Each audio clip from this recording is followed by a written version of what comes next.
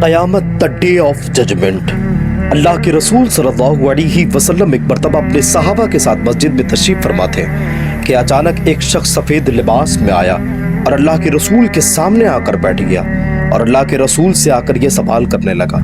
सहाबा कहते हैं कि इससे पहले किसी ने भी इस शख्स को यहाँ नहीं देखा, ये पहली मरतबा आया था।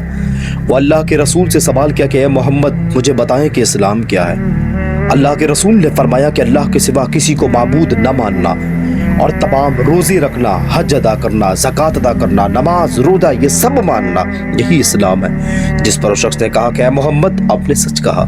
फिर दूसरा सवाल किया कि ईमान क्या है। अल्लाह के रसूल ने फरमाया कि अल्लाह को मानना, उसके फरिश्तों को मानना, उसके नबी को मानना, उसकी किताबों को मानना, आखिरत को मानना और तकदीर को मानना, यही है। उस शख्स ने कहा कि यार मोहम्मद, आपने सच कहा। फिर पूछा एहसान क्या है और उसके बाद फिर सवाल किया कि क़यामत कब आएगी।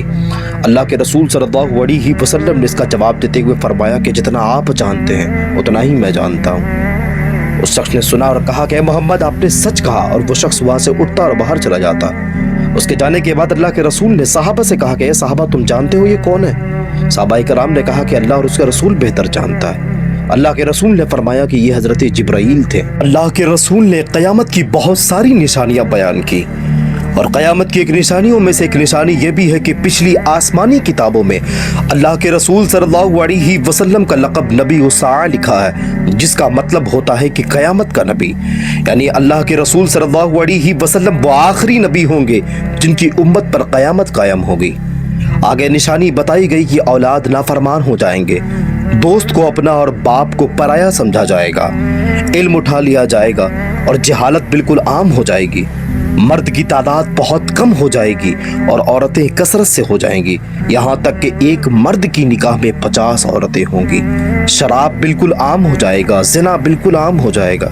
ना अहल लोग सरदार बन जाएंगे और बड़े बड़े ओहदे पर ना अहलों को तैनात कर दिया जाएगा। लोग जालिम और बुरे लोगों की ताजीम डर कर करने लगेंगे। बेहयाई बिल्कुल आम हो जाएगी। लोग बुजुर्गों की बुराई करेंगे। झूठ, मक्कारी, फरेब बिल्कुल आम हो जाएगा। बादशाह और वक्त का हाकिम अवाम के पैसों को अपने जाती माल में खर्च करेगा। वो अवाम के पैसों को अपना जाती माल समझने लगेंगे। लोगों की अमानत में खयानत किया जाएगा। लोगों के सामान को, गरीब के सामान को हड़पा जाएगा। वो खयानत करने लगेंगे। बहुत ऐसे लोग जो नेक होंगे, बजाय उनके सबसे घटिया और अहमक लोगों को अपने कबीले का सरदार बनाया जाएगा, अपने कबीले का अमीर बनाया जाएगा। अल्लाह के रसूल ने फरमाया कि क़यामत से पहले जुल्म बिल्कुल आम हो जाएगा। ईमान सिमट कर मदीने की तरफ चला आएगा जैसे सांप सिकुड़ कर अपने बिल की तरफ चला आता है। हालात ऐसा हो जाएगा कि ईमान वालों की हालत ऐसी हो जाएगी कि जो हाथ में अंगार पकड़ने वालों की हो जाती है। लोग ज़कात देने से मुंह मोड़ने लगेंगे। औलाद अपनी माँ के ऊपर अपनी बीवी को तरजीह देने लगेगा, माँ के साथ जुल्म करने लगेगा। अल्लाह के रसूल ने जितनी भी क़यामत की निशानियां बयान की, वो सारे के सारे अगर हम अपने हालात का जायजा लें तो वह सारी निशानियां आज पूरी होती हुई दिख रही है। एक मकाम पर अल्लाह के रसूल ने क़यामत की निशानियां बयान करते हुए फरमाया कि क़यामत तब आएगी जब एक लौंडी अपने मालिकन को जलन देगी, यानी जब औलाद अपने वालिदैन को गुलाम समझेंगी। जब ये गरीब चरवाहे नंगे पैर रहने वाले लोग, एक वक्त आएगा कि ये आपस में कंपटीशन करेंगे बड़ी बड़ी इमारतें बनाने में, बड़ी बड़ी बिल्डिंग्स बनाने में, एक दूसरे के कॉम्पिटिटर बनेंगे। अल्लाह के रसूल ने चरवाहों का जिक्र किया, नंगे पैर रहने वालों के बारे में कहा। उस दौर में इन लोगों को बेडोविन्स कहा जाता था, यानी बंदू कहा जाता था, जो अरब के बाकी सारे कबीलों से बहुत ही अलग रहा करते थे। वो हमेशा अपने जानवरों के साथ सफर में रहा करते थे। एक बहुत अजीब बात ये थी कि जो आज रहने के लिए जिनके पास आज खुद का कुछ नहीं था, वो कल उनके पास क्या होता। इतना ही नहीं बल्कि वो बड़ी बड़ी बिल्डिंग्स के बारे में आता है, 1000 साल के बाद भी इन लोगों का हाल वही था। मगर एक वक्त ऐसा आया कि इस्लाम पूरी दुनिया में सुपर पावर बनकर सामने आया। यहाँ तक कि Alexander the great Roman empire से भी बहुत बड़ा इस्लाम सुपर पावर बना। यही वजह है कि ये शेफर्ड्स पूरी दुनिया में बहुत ज़्यादा फैल गए, मगर इनकी एक बहुत बड़ी तादाद अरब में ही रही।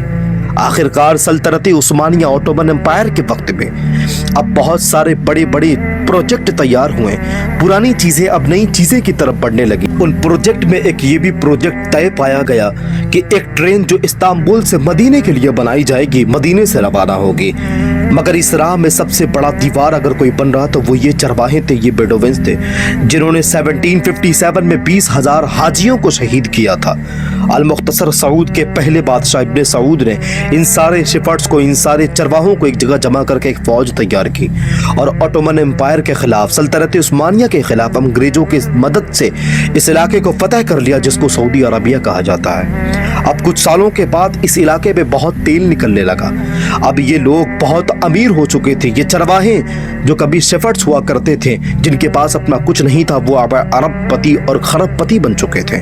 अल्लाह के रसूल सल्लल्लाहु अलैहि वसल्लम का ये फरमान कि चरवाहे, ये बेडोवेंस आपस में एक दूसरे से कंपटीशन करेंगे बिल्डिंग बनाने में, इमारतें बनाने में। आप देखें आज दुनिया की सबसे ऊंची बिल्डिंग जिसे बुर्ज खलीफा माना जाता है, बुर्ज खलीफा जो कि दुनिया की सबसे लंबी बिल्डिंग है, इससे पहले इस दुनिया के सबसे बड़ा रिकॉर्ड जो था वो द पिरामिड ऑफ गीज़ा का था, जो 3800 साल से इसका रिकॉर्ड था, जिसको आज तक किसी ने न तोड़ पाया था।